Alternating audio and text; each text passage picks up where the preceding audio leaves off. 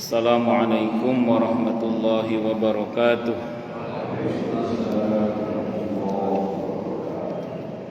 Bismillahirrahmanirrahim. Alhamdulillahi rabbil alamin. Wa bihi nasta'inu ala umurid dunya waddin.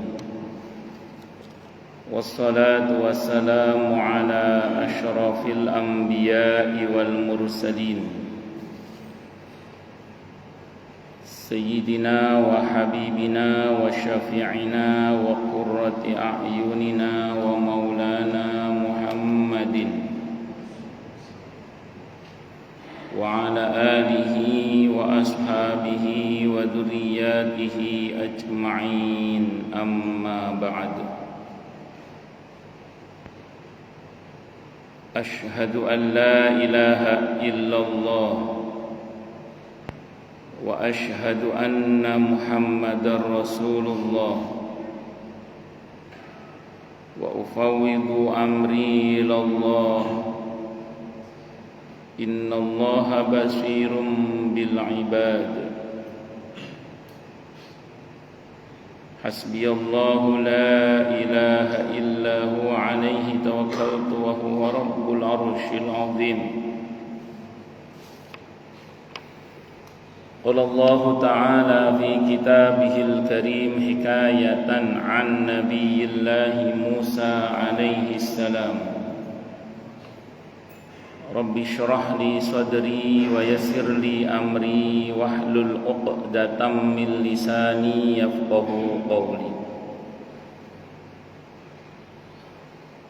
Para alim, para asatid, para asatidah, para bapak dan ibu sekalian, hafizani wa hafizakumullah, wabil khusus segenap pengurus Masjid Asy-Syuhada, yang semoga pengurusnya dan jamaahnya selalu dalam naungan rahmat, barokah, perlindungan serta bimbingan Allah Subhanahu wa ta'ala. Amin, Allahumma amin, insyaallah. Allahumma inna nas'aluka ilman nafi'a wa rizqan tayyiba wa amalan mutaqabbala wa fatahallahu lana futuhal arifin. Allahumma inna na'udzubika min ilmin la yanfa' wa amalin la yurfa' wa qalbin la yakhsha' wa du'a la yusma'. Allahumma ati anfusana taqwaha wa zakkiha anta khairu man zakkaha anta waliyuha wa maulaha. Amin, Allahumma amin, insyaallah. Masih melanjutkan kajian kita Kitab At-Tadhkirah karya Al-Imam Muhammad ibn Ahmad ibn Abi Bakar ibn Farah Abu Abdillah Al-Ansari Al-Khazraji Al-Maliki Al-Ma'ruf bil-Qurtubi, Al-Imam Al-Qurtubi rahimahullah rahmatan wasi'ah wa rahimallahu ulama al-muslimin. Qala al-muallif rahimahullahu ta'ala wa nafa'ana bihi wa bi'ulumihi fid dharain, amin. Bismillahirrahmanirrahim. Babu ma jaa'a fi qira'atil Qur'ani 'indal qabri halat ad-dafni wa ba'dahu wa annahu yasri ilal mayyiti thawabu ma yuqra wa yud'a wa yastaghfaru lahu wa yatasaddaqu alayhi. Babu ma jaa'a ay hadza babu ma jaa'a fi qira'atil Qur'an. Ini bab menerangkan tentang bacaan Al-Qur'an indal qabri, di sisi kuburan, halat ad-dafni, saat pemakaman, wa ba'dahu, dan setelah pemakaman, wa annahu, dan sungguhnya bacaan Al-Qur'an itu yasilu sampai ilal mayyiti, kepada mayyit, apa wa annahu, dan sungguhnya yasilu sampai ilal mayyiti, kepada mayyit, apa thawabu ma yuqra'u, pahala yang dibaca itu, wa yud'a, dan yang didoakan dengan Al-Qur'an tadi itu, wa yastaghfaru lahu, dan yang dimintakan ampunan untuk si mayit itu dengan Al-Qur'an itu. wa yatasaddaqu alaihi, dan apa-apa yang disedekahkan atas mayit.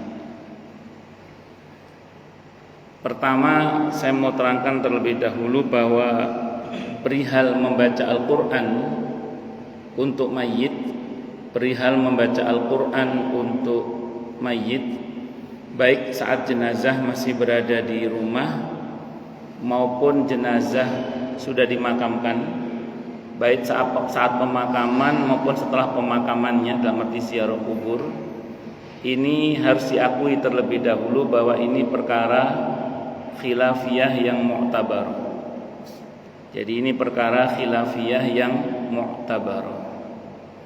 Khilafiyah ini perkara yang para ulama berbeda pendapat, dan perbedaan pendapat ini sudah, perbedaan pendapat yang dimaksud itu gini. Jadi ini sudah selesai dibahas sebenarnya. Masalah ini sudah selesai dibahas dari generasi sahabat, tabi'in dan tabi'ut tabi'in, salafus soleh lah. Masalah ini sudah selesai dibahas dan hasilnya nggak selesai. Jadi sudah selesai dibahas, hasilnya apa? Nggak selesai. Jadi kalau mau kita perdebatkan terus sampai kiamat kurang 2 hari, nggak selesai. Karena ini sesuatu khilafiyah dan mu'tabaroh. Mu'tabaroh itu masing-masing punya argumentasi hukum, masing-masing punya dalil. Saya pernah ngaji dan membaca kitab Hujjah Ahli Sunnah wal Jamaah karya Kiai Haji Allahyarham Kiai Haji Ali Maksum Krapyak Yogyakarta itu. Beliau nulis dalam kitab itu, perkara membaca Al-Quran ini perkara khilafiyah di antara para ulama. Karenanya jangan berkeras-keras, kata beliau. Jadi ini perkara yang khilafiyah di antara para ulama, karenanya jangan berkeras-keras. Saya pernah baca fatwanya Syekh Utsaimin rahimahullah. Beliau dalam fatwanya pasti tanya perihal bagaimana membaca Al-Quran untuk si mayit. Jawaban beliau, fihi qaulani, kata beliau. Dalam masalah ini ada 2 pendapat, kata beliau. Walakinna sahiha yanfa, yang sahih adalah bermanfaat, kata Syekh Utsaimin rahimahullah dalam fatwanya itu. Al-Imam An-Nawawi rahimahullah dalam kitab Al-Adhkar An-Nawawiyah diantaranya ditanya tentang masalah ini, menjelaskan masalah ini. Beliau mengatakan yang masyhur dalam madhab Syafi'i tidak bermanfaat, yang masyhur dalam madhab Syafi'i. Akan tetapi sahih dalam madhab Ahmad bin Hanbal, madhab Hambali, ini bermanfaat, kata beliau. Nah, dan tentu ini diskusinya panjang, dan karenanya kemudian tidak usah berkeras-keras dalam masalah ini. Ya karena kita ngaji kitab At-Tadhkirah, ya masuk di bab ini, ya saya bahas saja, namanya juga masuk bab ini itu. Ya berlapang dada saja bagi yang sepakat nggih monggo, yang enggak sepakat nggih monggo, nah, nanti diskusi. Yang penting jangan berantem. Ya, kalau sama saya marah boleh, tapi jangan marah-marah. Itu seperti itu. Nah, sering kali saya diberi pertanyaan menohok. Ada sebagian jamaah itu kadang ya pertanyaannya rotok menohok gitu. Ditanyakan ke saya misalnya, pernah nggak Rasulullah Muhammad SAW melakukan membaca Al-Quran di kuburan? Saya jawab pernah. Pernah. Saya baca dalam kitab Riyadhus Shalihin. Hadisnya muttafaqun alaih Bukhari Muslim hadisnya. Hadisnya muttafaqun alaih Bukhari Muslim. Ketika fulan atau fulana, tukang sapu masjid, rawinya ragu fulan atau fulana, tukang sapu masjid meninggal dunia. Di antara kebiasaan Nabi kita Muhammad sallallahu alaihi wasallam, kalau ada majelis Rasulullah Muhammad SAW, itu kalau ada yang biasa datang nggak datang ditanya oleh Nabi, mana si fulan kok nggak kelihatan, fulan atau fulana, dalam riwayat itu dikatakan sudah meninggal ya Rasulullah, sudah meninggal. Kenapa saya tidak diberitahu, kata Nabi.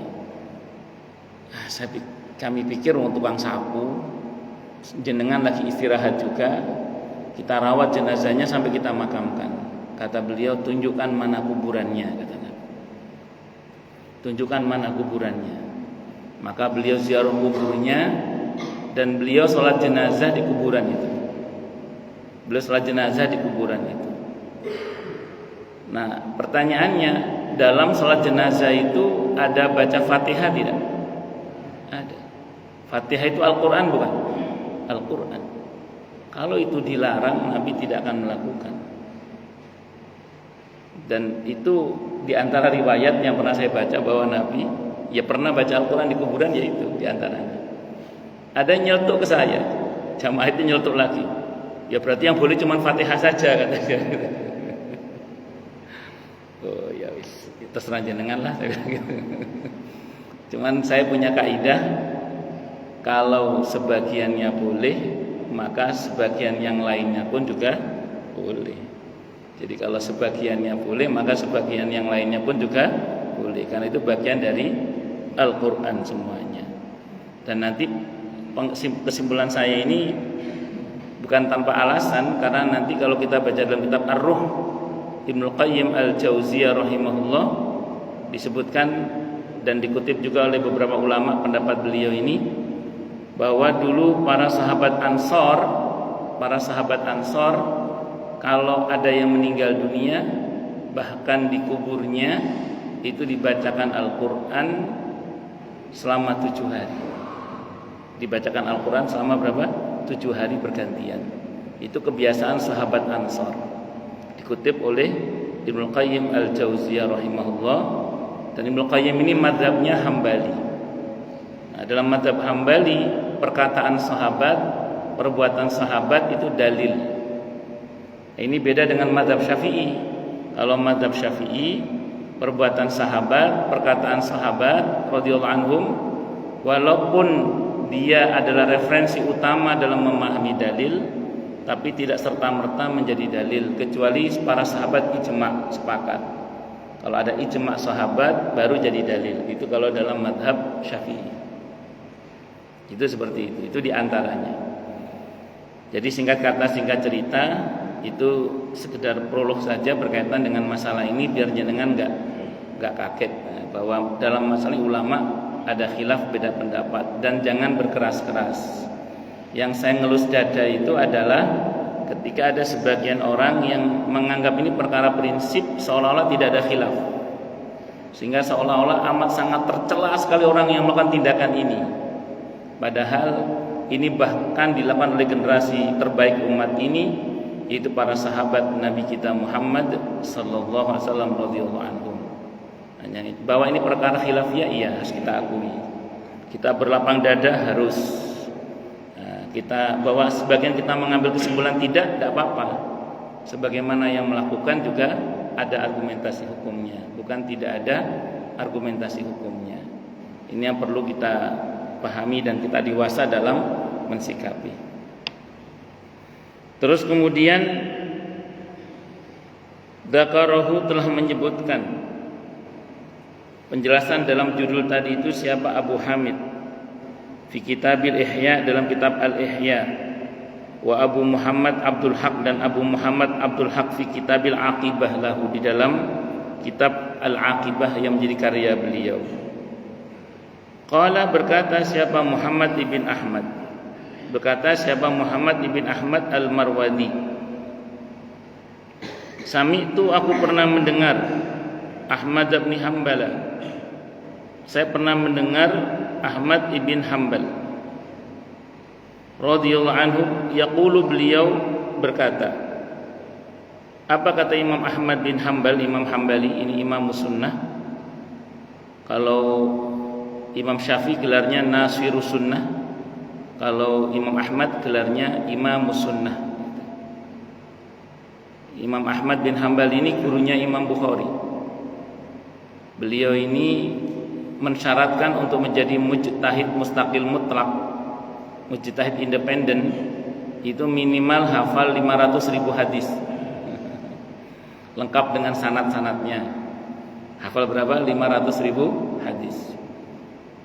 Salah satu murid terbaik beliau adalah Al-Imam Al-Bukhari rahimahullah, Imam Bukhari. Beliau dikenal hafal 300.000 hadis. 300.000 hadis. Makanya Imam Bukhari, walaupun beliau punya pendapat fikih tersendiri, tapi beliau tidak punya madhab sendiri. Nah, karena bahwa beliau punya pemikiran fikih sendiri, ya. Akan tapi beliau tidak punya madhab sendiri, karena masyhur beliau bermadhab Syafi'i. Karena beliau tahu diri, gurunya mensyaratkan harus hafal berapa? 500.000 hadis. Nah, sementara Nun Sewu beliau hafal 300.000 hadis. Nah, itu, dan banyak ulama-ulama itu yang punya kualitas mujtahid mustaqil mutlak. Akan tetapi para ulama dalam hal ini tidak gegabah menjadi mujtahid mustaqil mutlak karena saking berhati-hatinya, termasuk Imam Nawawi rahimahullah. Itu seperti itu. Kalau Imam Syafi'i gelarnya Nasirus Sunnah, pembela sunnah Rasulullah Muhammad sallallahu alaihi wasallam. Ini jenengan harus tahu gelar-gelar ini supaya Anda nanti tidak terprovokasi oleh statement sebagian orang yang mengatakan mau pilih Imam Syafi'i apa Nabi Muhammad SAW.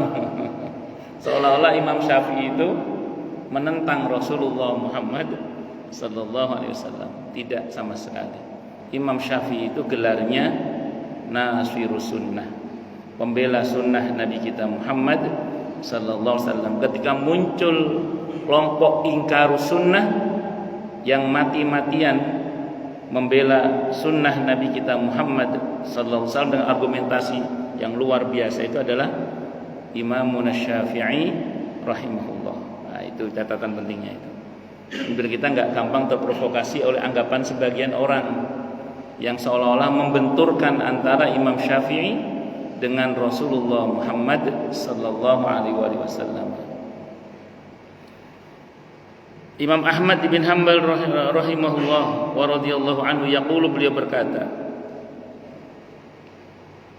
"Idza dakhaltum al-maqabira faqra'u bi Fatihatil Kitab." Ini fatwanya Imam Ahmad bin Hanbal rahimahullah. Yang ngutip ini Imam Al-Qurtubi, madhabnya Maliki. Imam Al-Qurtubi ini madhabnya Maliki beliau. Jadi ulama dulu bermadhab. Ulama dulu apa? Bermadhab. Dan madhab ini sudah ada dari generasi sahabat. Jadi dari generasi sahabat itu sudah ada 3 tokoh utama dalam kalangan para sahabat yang dikenal punya madhab. Madhab Abdullah bin Mas'ud, madhab Abdullah bin Abbas, sama Zaid bin Sabit radhiyallahu anhu. Itu yang populer 3 madhab itu. Dikatakan, idza dakhaltum al-maqabira, dan apabila engkau masuk ke kuburan, faqra'u bi Fatihatil Kitab, maka bacalah Al-Fatihah, kata beliau. Bacalah Al-Fatihah. Wal muawwidatain, dan muawwidatain Al-Falaq dan An-Nas. Wa qul huwallahu ahad, dan qul huwallahu ahad. Waj'alu dzalika li ahli al-maqabir, dan jadikanlah semua itu untuk ahli kubur. Fa innahu yasilu ilaihim, maka sesungguhnya bacaan semua itu sampai kepada mereka. Ini kata Imam Ahmad. Wa qala, dan berkata siapa Ali bin Musa Al-Haddad, berkata siapa Ali bin Musa Al-Haddad, apa kata beliau rahimahullah, kuntu adalah aku ma'a Ahmad bin Hanbal, aku pernah bersama dengan Imam Ahmad bin Hanbal, fi janazatin, dalam menghadiri jenazah, maksudnya takziah. Wa Muhammad bin Qudamah, dan wa Muhammad bin Qudamah, dan Muhammad ibn Qudamah Ibnu Qudamah Al-Jauhari yaqra.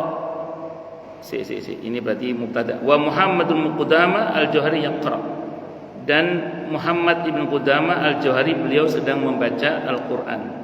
Ibnu Qudamah ini kalau di dalam mazhab Syafi'i seperti Imam Nawawi. Imam Nawawi itu kalau berpendapat itu mewakili mazhab Syafi'i. Karena saya merasa lucu saja dengan sebagian orang ketika Imam Nawawi berpendapat dalam mazhab Syafi'i, ada komentar di bawahnya, ini kan bukan pendapat Imam Syafi'i, ini kan pendapat Imam Nawawi. Dia lupa kalau Imam Nawawi berpendapat itu mewakili mazhab Syafi'i, Karena yang telah tuntas mengkaji qaul qadim dan qaul jadidnya Imam Syafi'i itu diantaranya Imam Nawawi. Paling tidak ada dua ulama yang mu'tamad di dalam mazhab Syafi'i yang kalau berpendapat itu pendapatnya mewakili mazhab Syafi'i. Pertama Imam Nawawi rahimahullah, yang kedua Imam Rafi'i rahimahullah. Walaupun di antara keduanya yang paling kuat adalah Imam Nawawi. Tapi kalau keduanya ini berpendapat, Imam Ar-Rafi'i berkata misalnya begini-begini, itu mewakili mazhab Syafi'i. Karena dua tokoh ini sudah dinyatakan sudah lulus, bahkan selesai dan tuntas mengkaji qaul qadimnya Imam Syafi'i saat di Baghdad dan qaul jadidnya Imam Syafi'i saat di Mesir. Kalau Ibnu Qudamah ini ulama dalam mazhab Hambali yang kalau berpendapat itu mewakili mazhab Hambali. Ya kalau jenengan ada pendapat Ibnu Qudamah itu mewakili mazhab Hambali. Pendapatnya dalam mazhab Hambali. Karena Ibnu Qudamah ini termasuk ulama yang selesai mengkaji akwal-akwalnya Imam Ahmad bin Hanbal rahimahullah. Jadi dinamika pemikiran Imam Ahmad itu beliau selesai sudah. Itu Imam Ahmad Ibnu Qudamah rahimahullah. Allahu Akbar. Dikatakan falamma dafanna al-mayyita, maka ketika kami telah selesai menguburkan mayit, ja'a rajulun dharirun, datang seorang lelaki yang buta, yaqra'u, yang dia sedang membaca indal qabri, disuruh di samping kuburan Al-Qur'an. Yaqra' ini membaca Al-Qur'an maksudnya. Yaqra' dia membaca Al-Qur'an indal qabri, di sisi kuburan. Faqala, maka berkata lahu kepada orang yang buta tadi, siapa? Ahmadu, Imam Ahmad. Apa kata Imam Ahmad? Ya hadza, Pak Iki, innal qira'ata 'alal qabri bid'atun. Ini kata Imam Ahmad.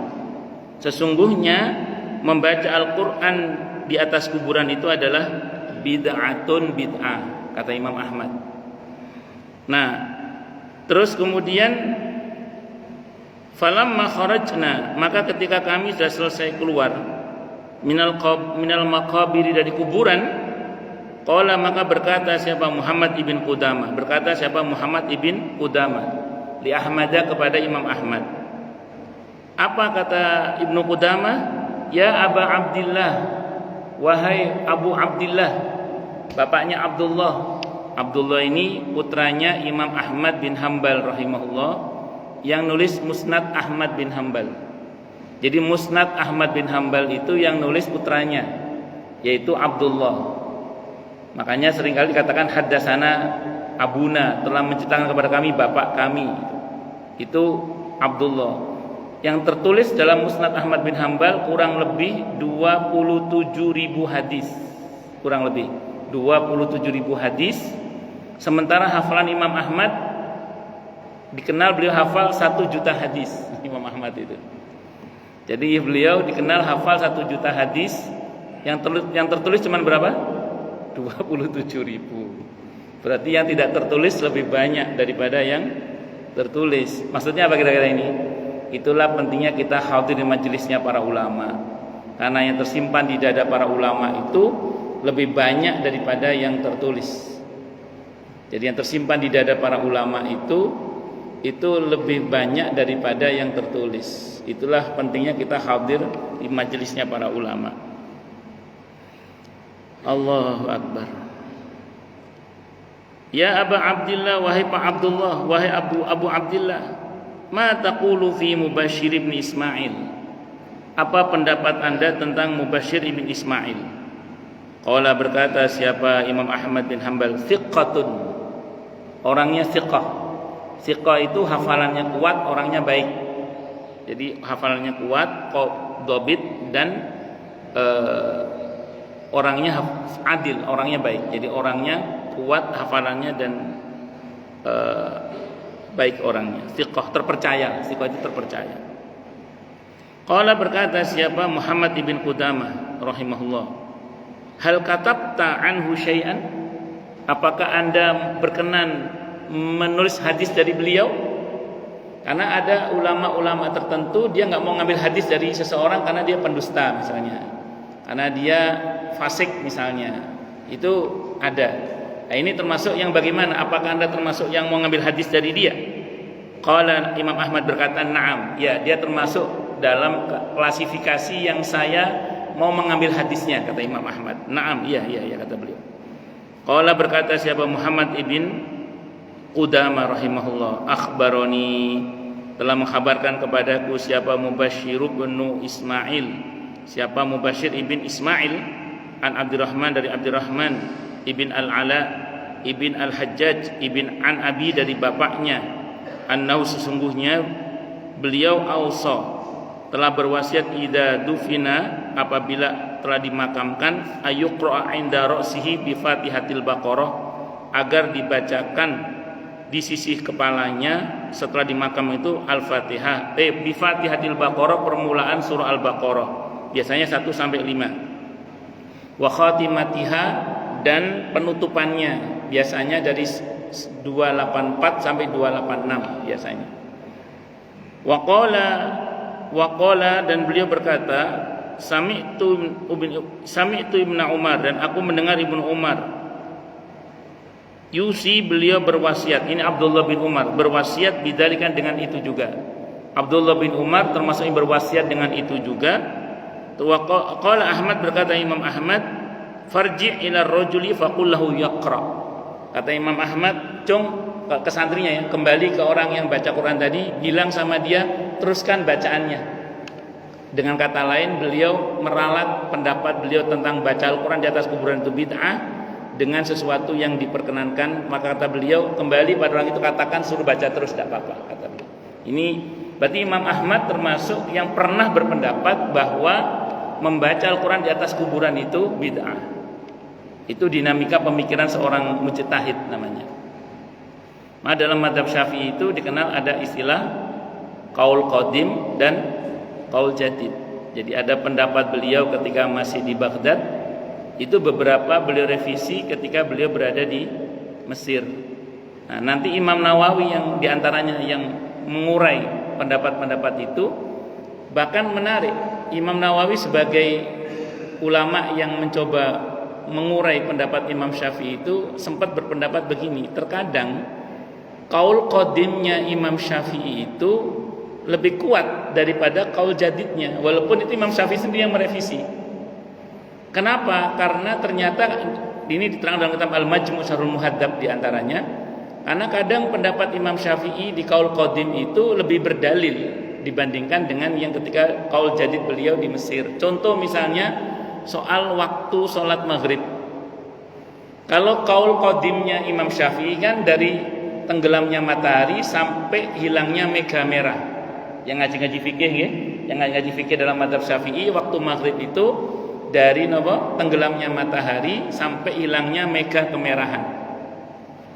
Tapi di qaul jadinya Imam Syafi'i enggak. Pokoknya orang habis salat maghrib terus wirid dzikir ba'da maghrib sudah isya itu. Jadi waktu maghrib itu cepat. Karena ketika malaikat Jibril alaihissalam mengajarkan waktu sholat kepada Nabi kita Muhammad SAW, itu malaikat Jibril membagi waktu sholat itu dengan 2 bagian. Ditunjukkan kepada Nabi waktu awalnya dan waktu akhirnya, kecuali maghrib. Jadi di hari pertama malaikat Jibril mendatangi Nabi kita Muhammad SAW, memberitahukan ini awal waktu zuhur, ini awal waktu asar, ini awal waktu isya, ini awal waktu subuh. Maghrib enggak? Maghrib di waktu yang awal yang sama. Besoknya datang lagi, ini waktu akhirnya zuhur, ini waktu akhirnya asar, ini waktu akhirnya isya, ini waktu akhirnya subuh. Maghrib datang pada waktu yang sama. Makanya sempat Imam Syafi'i dalam qaul jadidnya di Mesir itu berpendapat maghrib itu ya wis salat maghrib, zikir ba'da maghrib sudah isya itu. Itu kalau kata Imam Nawawi, ini walaupun qaul jadid tapi tidak lebih kuat dasarnya dibandingkan dengan yang dari tenggelamnya matahari sampai hilangnya mega merah. Itu kalau diantaranya ya, dan masih banyak lagi lah nanti yang lain-lainnya. Allahu Akbar. Qultu, maka saya katakan, Wa qad istadalla ba'du ulama'ina, dan sungguh telah berdalil sebagian para ulama kami, ala qiraatil Qur'an, atas bacaan Al-Qur'an, alal qabri, di atas kubur, bihadisil usaib, bihadisil asib ratbi, dengan pelepah kurma yang masih basah, alladzi syaqqahu an-nabiyyu, yang telah dibelah jadi dua oleh an-nabiyyu, nabi kita Muhammad sallallahu, bisnaini, menjadi dua, summa gharasa ala hadza, kemudian ditancapkan di atas kubur, wahidan, satu orang, wa ala hadza, dan atas yang ini wahidan, orang yang satunya lagi, kubur satunya lagi. Summa qala, kemudian beliau bersabda, la'allahu ay yukhaffafa anhuma ma lam yabisa, semoga kedua penghuni kubur ini diringankan siksanya selagi kedua pelepah kurma itu masih basah. Kharrajahu al-Bukhari, telah mengeluarkan hadis ini siapa? Imam Al-Bukhari, wa Muslimun, dan Imam Muslim. Jadi kata Imam Al-Qurtubi, di antara para ulama yang berdalil tentang bolehnya, bermanfaatnya bacaan Al-Quran di kubur itu, berdalil dengan pelepah kurma yang basah dan ditancapkan di dua kubur. Dua kubur ini satu saat Nabi menerangkan dua orang ini disiksa bukan karena dosa yang besar, yang besar, tapi ini untuk sesuatu yang remeh sebenarnya, sesuatu yang remeh, tapi dosanya besar juga sih sebenarnya, cuman ini remeh kelihatannya. Yang satu namimah, suka adu domba, yang satu kalau kencing nggak cebok, dan kebanyakan siksa kubur gara-gara itu, kata Nabi. Pertama namimah ini sifat yang tercela ya, suka adu domba, senengnya mengadu dua pihak supaya berantem lah kalau bahasa kita. Nah ini hati-hati ini musim-musim menjelang apa ini. Hati-hati nggih, jangan sampai jadi namimah nggih. Jangan sampai menjadi orang yang suka mengadu domba. Nah, jadi satu itu hati-hati, senengane ngedu wong ben gelut. Bukan ngedem-ngedemi tapi napa? Malah manas-manasi. Hati-hati nggih, hati-hati. Nah, terus kemudian yang kedua, kalau kencing enggak cebok. Di bab tentang istinja, jenengan kalau ngaji fikih ada bab tentang istinja. Istinja itu cebok. Ada dua aktivitas yang orang wajib cebok. Yang pertama kencing, yang kedua pup.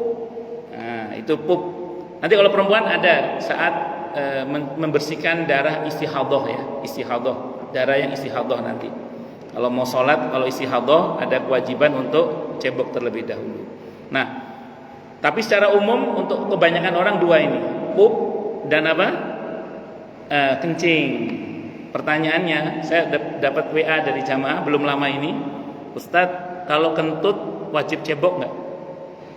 Saya jawab, sependek yang saya pelajari dalam kitab-kitab fikih dan sependek yang saya baca dari riwayat-riwayat yang ada, kentut tidak ditemukan riwayat wajib cebok, dan di dalam literatur fikih juga tidak ditemukan kentut wajib cebok.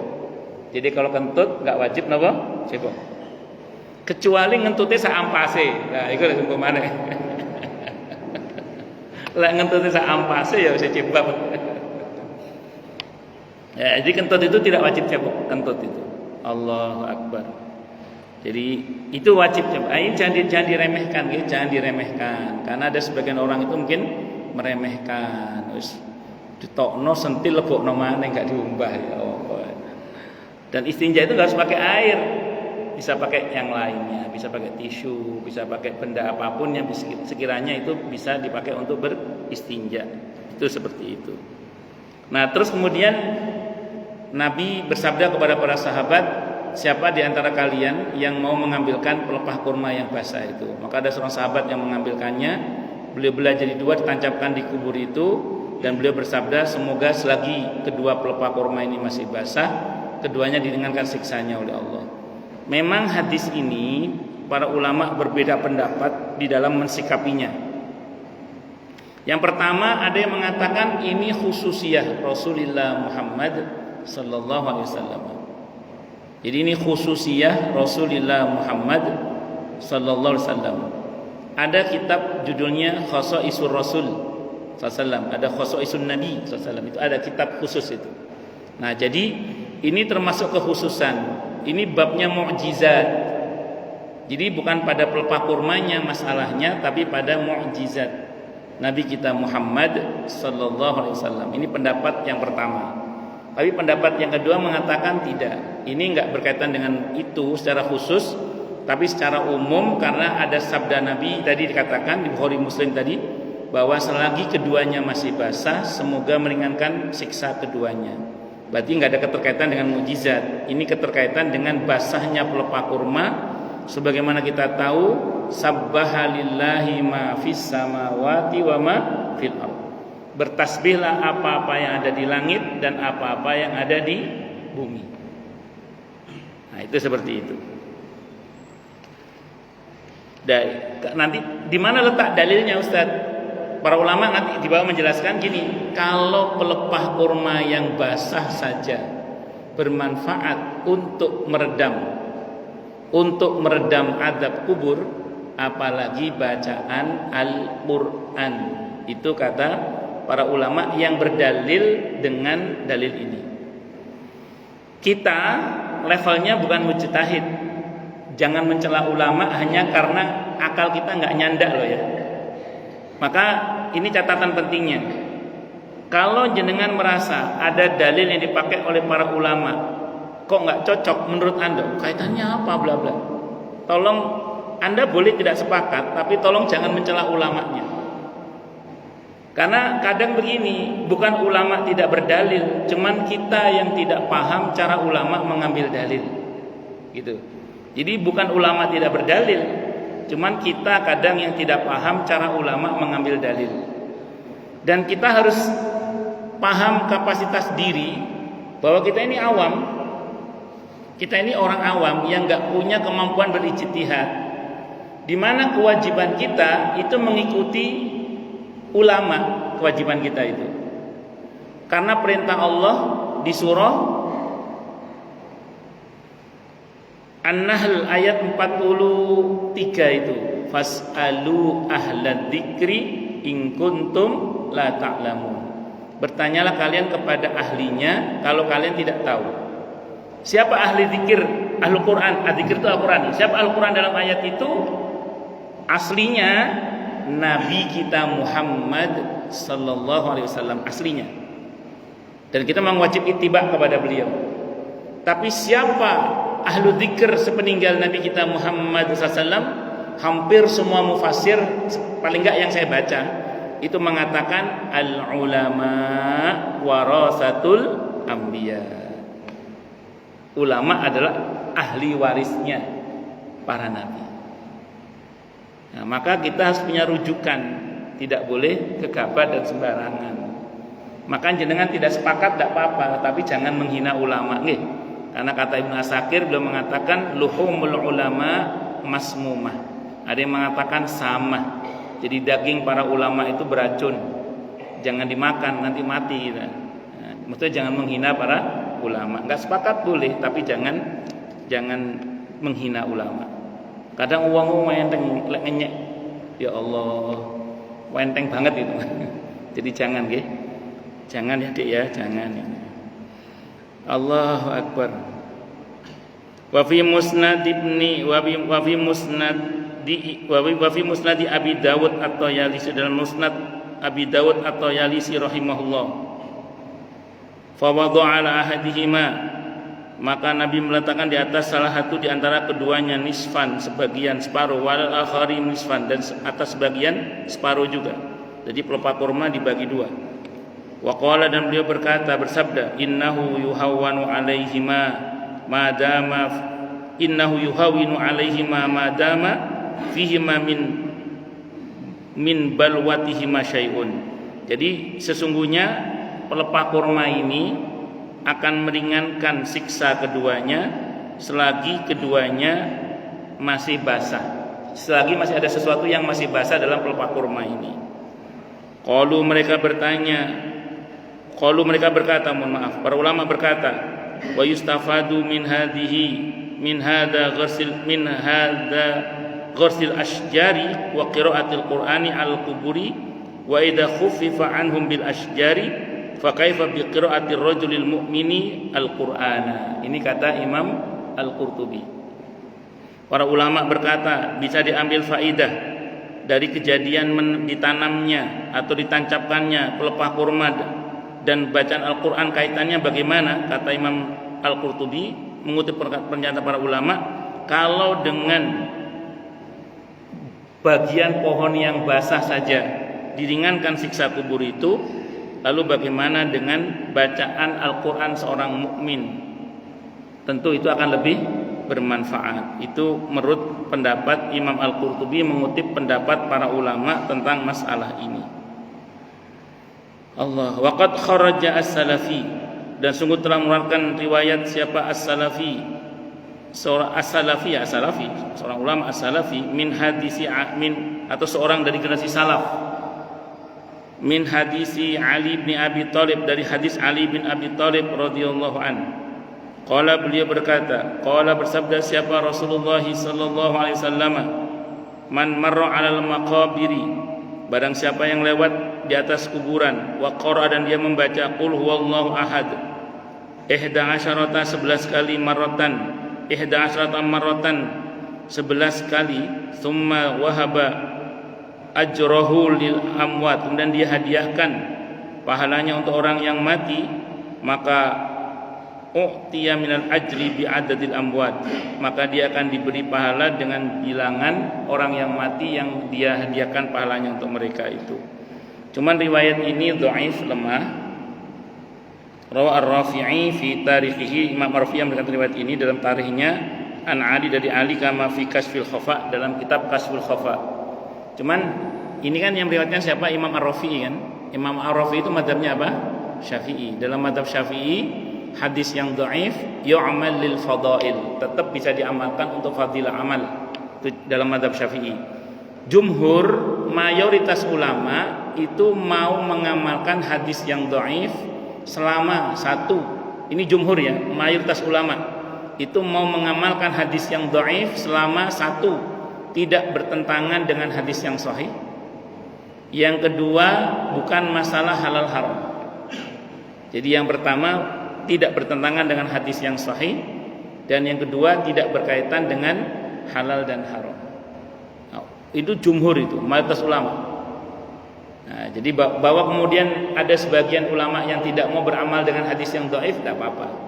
Tapi kalau dalam mazhab Syafi'i, dia yu'mal lil fadail, dia masih bisa diamalkan dalam masalah fadilah amal, tapi tidak bisa diterima kalau bertentangan dengan hadis yang sahih, atau tidak bisa diterima kalau dalam masalah halal dan haram. Wallahu a'lam bishawab. Ini panjang pembahasannya, ya itu sedikit apa yang saya sampaikan, semoga bermanfaat. Baik, silakan yang mau tanya, protes, marah boleh, silakan. Masalah itu masalah yang lain boleh kalau ada. Kalau nggak ada berarti jelas semua atau tidak jelas semua. Monggo silakan. Monggo.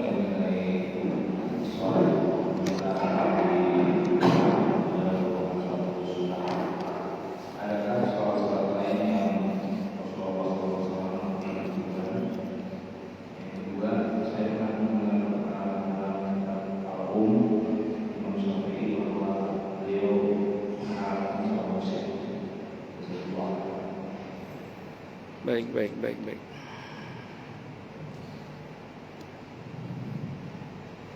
Sebentar nih.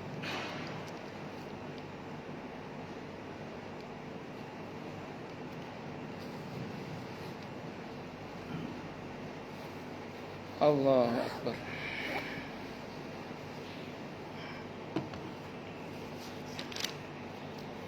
Bismillahirrahmanirrahim.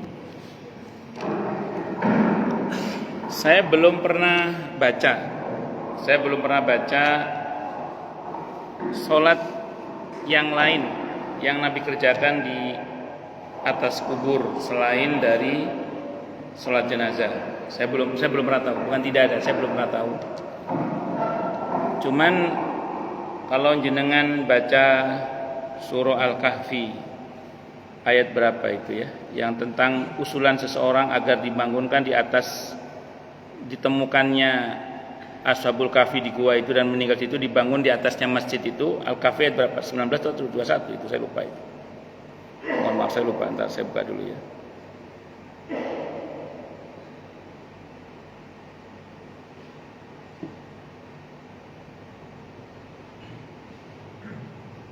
Kalau enggak 19 juga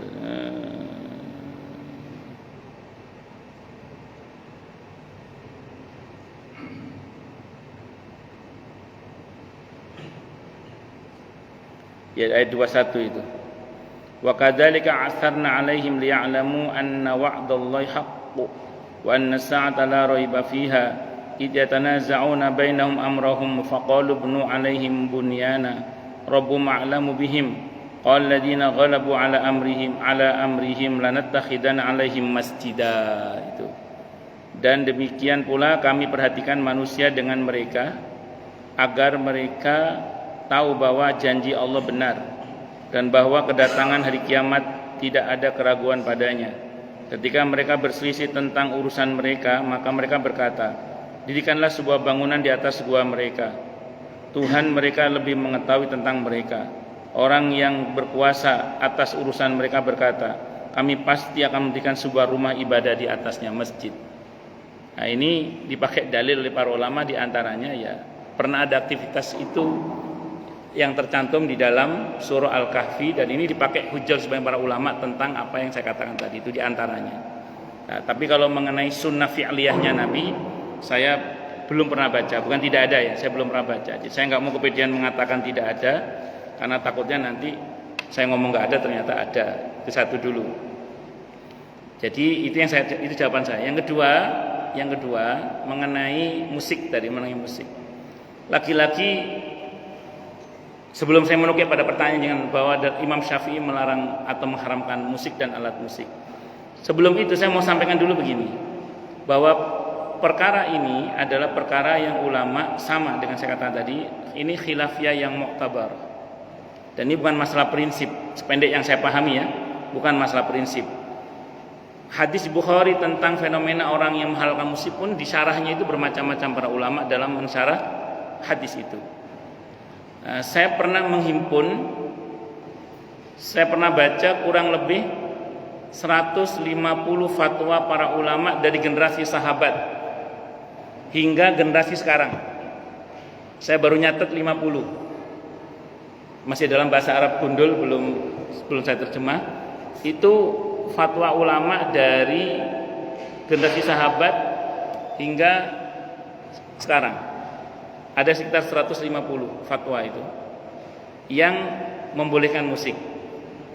Tapi juga ada sekian banyak fatwa yang mengharamkan. Itu dengan argumentasinya masing-masing.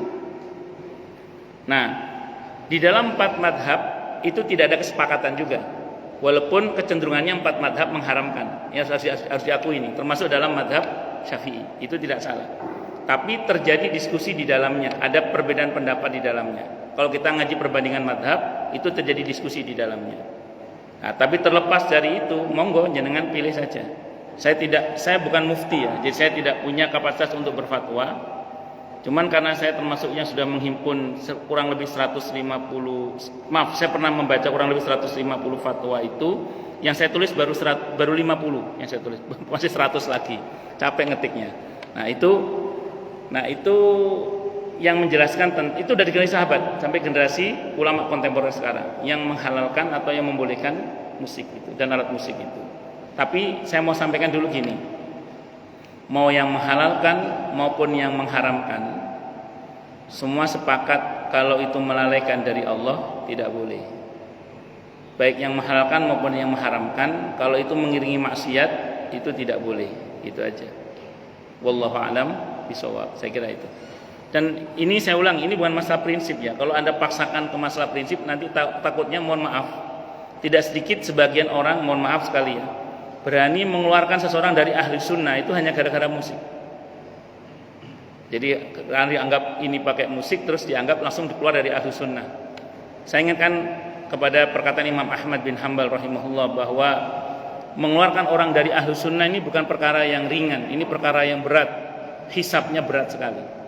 Makanya hati-hati, jangan sampai kita gampang mengeluarkan orang dari ahli sunnah hanya gara-gara apa? perkara yang khilafiyah seperti ini. Wallahu a'lam bishawab.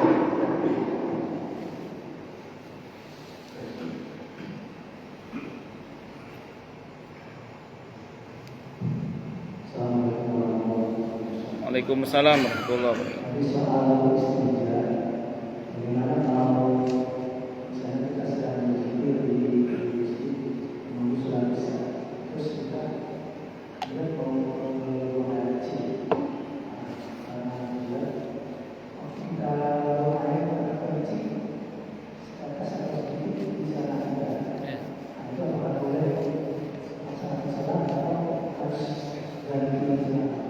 Bagus. Assalamualaikum warahmatullahi wabarakatuh. Secara umum kalau kita bicara secara fikih, selama kita tidak melihat langsung tampiasnya, maka itu dimasukkan dalam kategori yang dimaafkan, tidak apa-apa. Tapi kalau bapak nyata-nyata maaf ya, pas dikeluarin, gitu, kena ke celana jelas kelihatan gitu, berarti kan itu bukan hukmi tapi aini. Maka kalau yang aini seperti itu jelas bapak ngelihat langsung itu, jelas kenanya itu sudah kena bagian mananya kena, itu harus disucikan yang begitu. Tapi kalau bapak tidak tahu, mungkin ada kecil atau kan kita nggak mungkin perhatikan, nggak mungkin kan?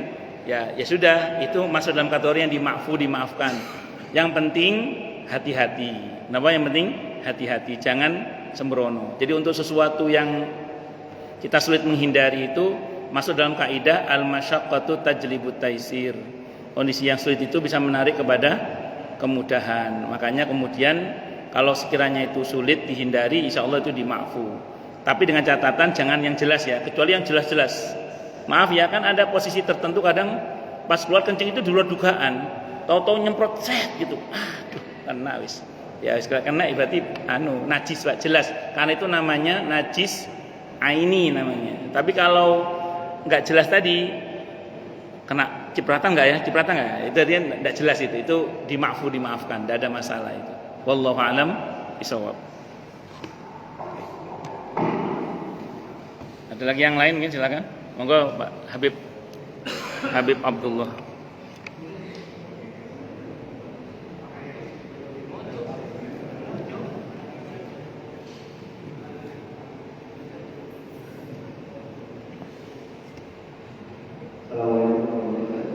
Waalaikumsalam warahmatullahi wabarakatuh.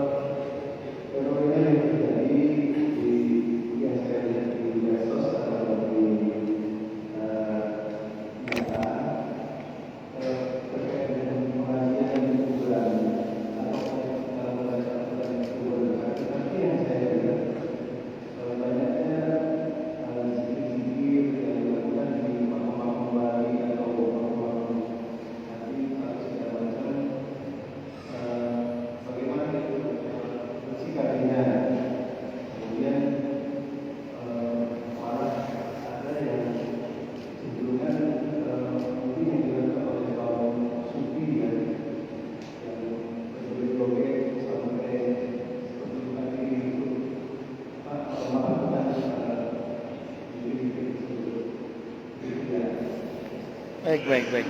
Jadi gini ya. Assalamualaikum warahmatullahi wabarakatuh. Ziarah kubur itu syariat yang mulia. Sunnah mutlaqah ghairu muqayyadah. Ziarah kubur itu ibadah yang sunnah mutlaqah, mutlak ada perintahnya, ghairu muqayyadah, waktunya bebas kapan saja kita mau.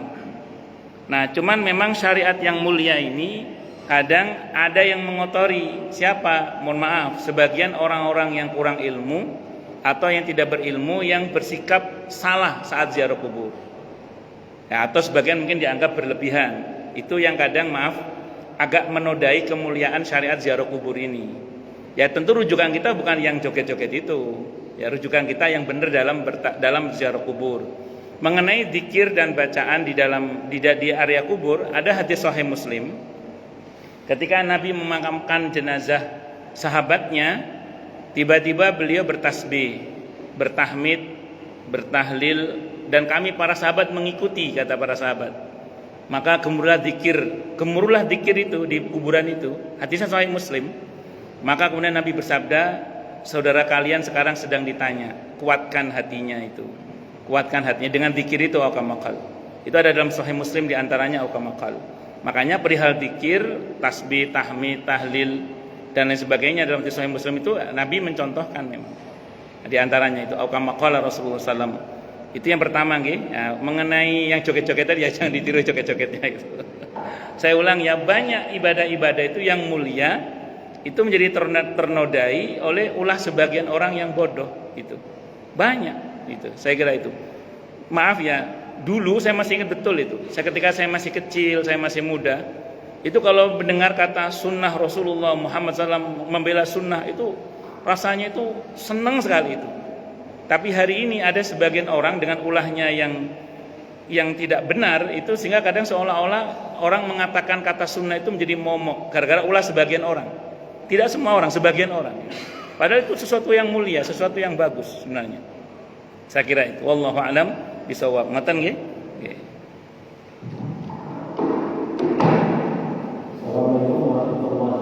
Waalaikumsalam warahmatullahi wabarakatuh.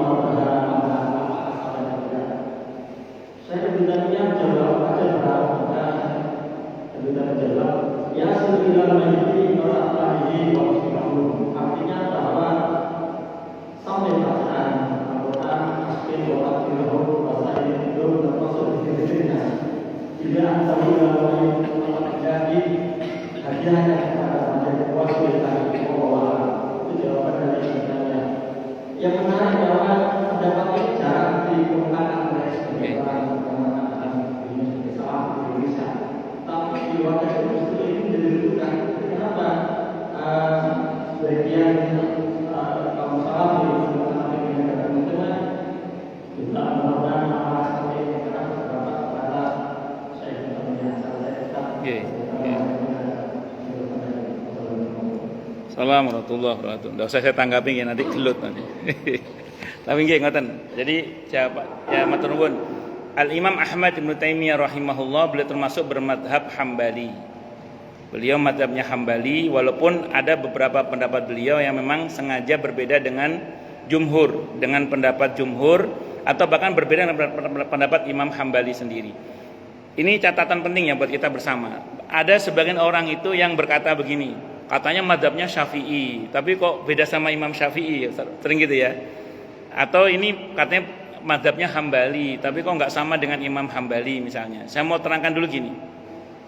Saya baca dalam kitab Hujjah Ahli Sunnah wal Jamaahnya karya Kiai Haji Ali Maksum Rabi'ah rahimahullah. Beliau itu nulis gitu gini. Ulama-ulama madhab itu seringkali sengaja berbeda pendapat dengan imam madhabnya supaya tidak menyamakan imam madhabnya itu dengan Rasulullah Muhammad sallallahu alaihi wasallam. Catat baik-baik itu. Jadi kalau jenengan melihat ada ulama madhab tertentu tapi nggak cocok sama imam madhabnya, catat nggak, itu sengaja itu.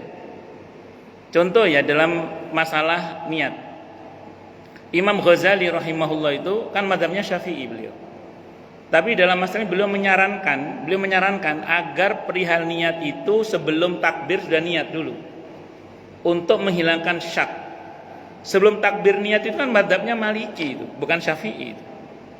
Itu sengaja beliau berbeda memang itu supaya tidak menganggap Imam Syafi'i itu sama dengan Rasulullah Muhammad sallallahu alaihi wasallam. Dalam masalah air misalnya, Imam Bukhari itu termasuknya punya pendapat kalau dalam mazhab Syafi'i kan kecenderungannya 2 qullah.